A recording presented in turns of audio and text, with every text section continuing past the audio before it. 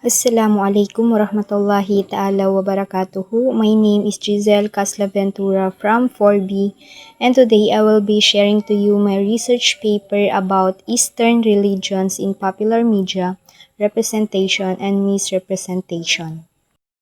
Ang research paper na ito ay tungkol sa topic na Eastern religions in popular media, representation and misrepresentation.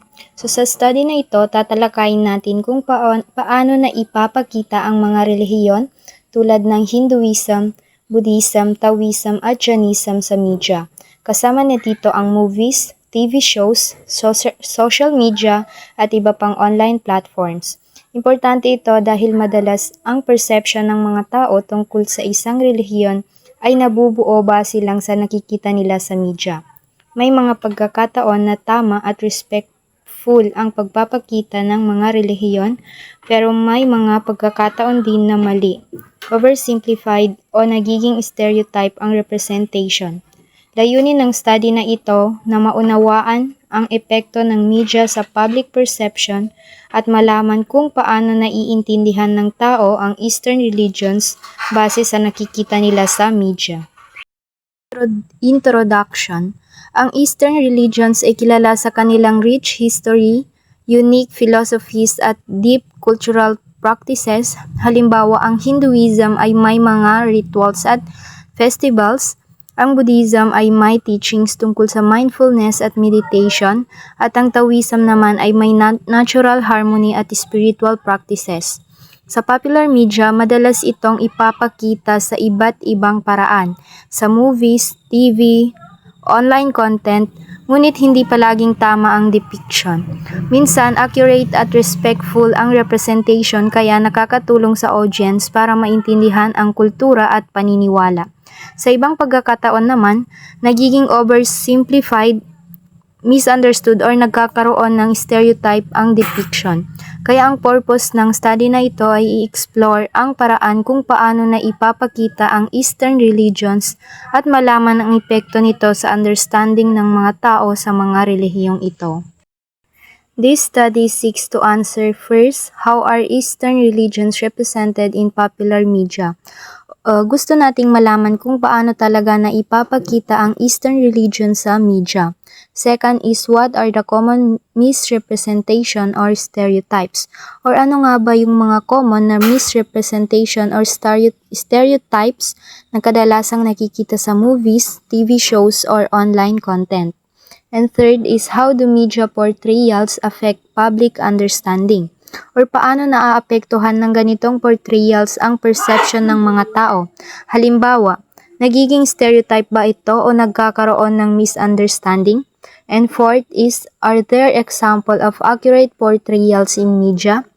Or may mga halimbawa na ba na ang media na accurate ang depiction ng Eastern religions or mga movie shows o documentaries na tama at respectful ang pagpapakita ng beliefs, rituals at practices?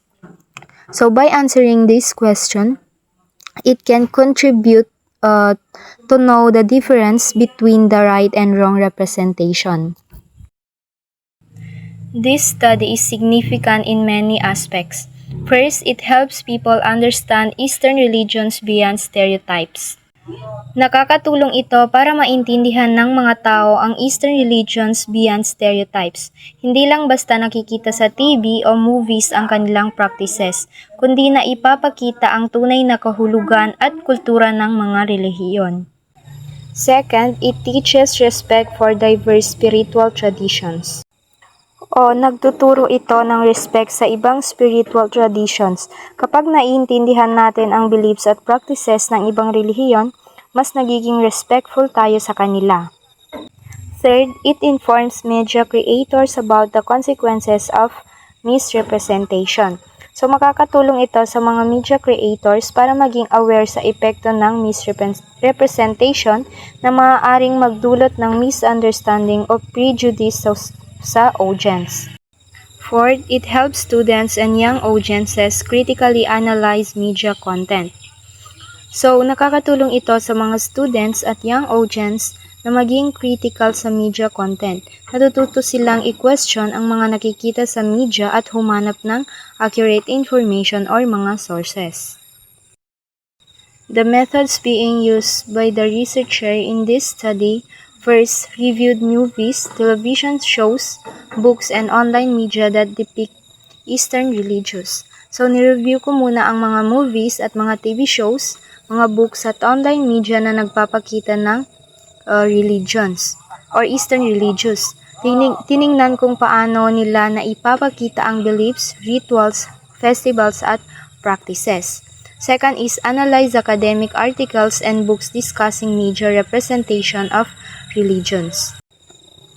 I also analyze academic articles at books na tinalakay ang major representation ng relihiyon para malaman ang existing knowledge tungkol sa Eastern religion. Third, conducted interviews with followers of Eastern religions to understand their perspective on media portrayals. Fourth, compared portrayals in popular media with the actual teachings and practices of these religions. So, kinompare ang mga media depiction sa actual teachings at practices ng mga relihiyon para malaman kung accurate ba or misleading. Sa pamamagitan ng combination ng observation, literature review at interviews, naging mas kompleto ang study. So here is the following findings. First is accurate representations. So may mga example sa media na accurate at educational ang portrayal ng Eastern religions. Halimbawa, may mga films at documentaries na nagpapakita ng meditation, practices, yoga sessions o rituals sa festivals na malinaw at tama ang depiction. Nakakatulong ang ganitong portrayal para matuto ang audience tungkol sa beliefs at philosophies ng Eastern religions. Nakakatulong din ito sa pag-promote ng respeto at appreciation sa kultura at practices ng ibang relihiyon. Kapag accurate ang media portrayal, nagiging positive ang impact nito sa viewers dahil nakaka-introduce ito ng bagong kaalaman at tamang understanding tungkol sa Eastern religions. For the misrepresentation, maraming media portrayals ang inaccurate o misleading. Halimbawa, minsan ang Hindu gods ay ipinapakita lang bilang magical characters, parang sa cartoons na walang context sa kanilang symbolism at importance sa religion. Sa Buddhism, madalas nakikita lang ang peaceful monks na parang simpleng lifestyle pero hindi ipinapakita ang full ethical teachings at philosophy. Minsan din na exoticize o pinagsama-sama ang iba't ibang cultural elements na wala namang connection sa religion. Ang ganitong misrepresentation ay nagdudulot ng misunderstanding sa mga nanonood at nakakapag-promote ito ng stereotypes. Next is stereotypes. So karaniwan sa media ang paggamit ng stereotypes kapag nagpapakita ng Eastern religions. Halimbawa sa Mystical East, pinapakita ang kultura bilang mysterious at magical. Sa wise guro, may mga guro na parang lahat alam, parang stereotype na simplification. At sa spiritual but naive, nagpapakita ng pagsunod bilang overly spiritual pero walang practical sense. Ang ganitong stereotypes ay nagdi-distort ng kaalaman ng audience at minsan nagdudulot ng cultural appropriation. Ibig sabihin, ginagamit ang cultural elements ng hindi tama o ng walang respeto sa tunay na kahulugan nila. Last findings is about impact on perception. So, ang portrayal ng media ay malaking epekto sa perception ng publiko. Kapag misrepresented ang religion, nagkakaroon ng misunderstanding, prejudice at stereotype.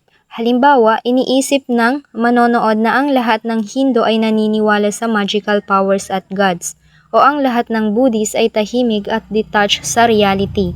Sa kabilang banda naman, kapag accurate at respectful ang portrayal, nagpo-promote ito ng respect, curiosity at kaalaman. Nakakatulong ito para maintindihan ng manonood ang depth, beliefs at practices at nagkakaroon ng appreciation sa kultura ng ibang relihiyon. In conclusion, nakita natin na ang media ay parehong nagre-represent at nagmi-misrepresent ng Eastern religions. Ang accurate portrayals ay nakakatulong sa public understanding, samantalang ang misrepresentation ay nakakagawa ng stereotypes at misconceptions. Mahalaga na maunawaan natin ang kaibahan sa pagitan ng tama at maling representation para magkaroon tayo ng cultural literacy at respect sa spiritual traditions ng ibang tao. Ang awareness sa ganitong issue ay makakatulong din sa future media consumption at paggawa ng content na mas responsible. For recommendation, base sa findings ng study, may ilang recommendations na first is para sa media creators, importanteng kumonsulta sa experts o practitioners kapag nagpapakita ng Eastern religions para accurate or tama at respectful ang portrayal. Para sa school naman, pwedeng turuan ang mga students kung paano maging critical sa media content at i-question ang nakikita nila. At para sa mga audience, humanap ng accurate information beyond media depiction para maiwasan ang misunderstanding. At para naman sa researchers, pwedeng pag-aralan ang role ng social media in shaping perceptions ng Eastern religions sa mas modern context.